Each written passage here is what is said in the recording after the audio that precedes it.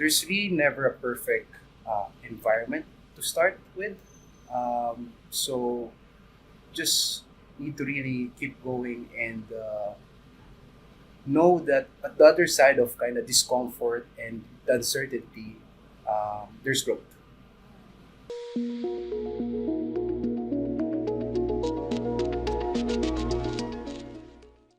When you're young, you have a beginner's mind in a way. You have a fresh perspective. You're not conditioned of certain standards. You have no preconceived notions of how certain things should work or need to work. You tend to be more curious and try to parang question things. Um, and then second of it is that you tend to be more hungry, I guess motivated because you want to prove yourself. And then third is it's really just because you have more time and less obligations, um, which allows you to have more freedom in terms of experimenting and learning new ideas, trying out new ideas, and just learning from them. I think the main disadvantage that I personally experience with being a young founder is somehow sometimes you being young means that you don't have a proven track record yet. That means that in the eyes of the adults in the room, you haven't done something worth it. And for me personally, what I experienced was I wasn't just young. I was just a high school graduate who didn't even go to college. So when you're in that position, I think people tend to look down on you, tend to not take you seriously.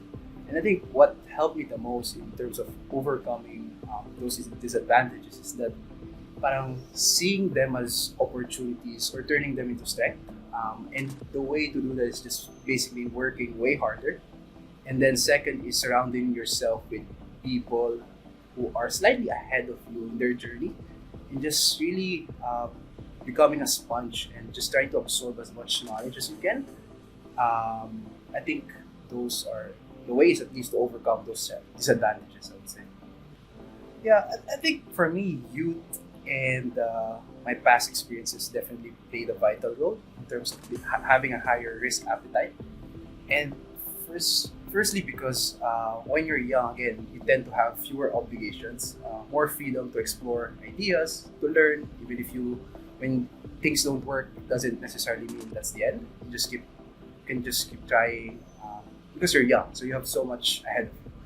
And then second part of it is I was lucky to be exposed to an environment and a family that was very entrepreneurial in a way.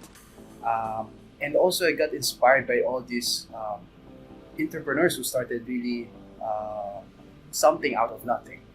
And I guess those two gave me comfort in knowing that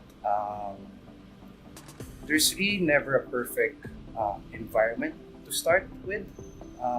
So just need to really keep going and know that at the other side of kind of discomfort and the uncertainty, there's growth.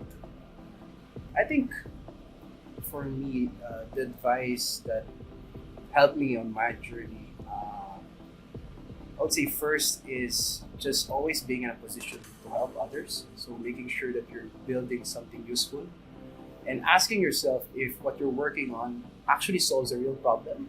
And hopefully it's a problem that you resonate with, that you're passionate about. The second is that you, you need to embrace uncertainty and failure in a way because again that's only where you actually grow. And even if you look at the greatest founders, greatest entrepreneurs, all of them actually face struggles and challenges even on a day-to-day basis, but the reason why they're so great is because they overcome these challenges. So I think those two advice. And then third would be to surround yourself with great people that you can learn from, whether that's your employees, whether that's your mentor. I think success is not just a one-man team. It's always driven by a group of people, and as much as possible, you want to make sure that the people you're working with or you're learning from are actually the very best.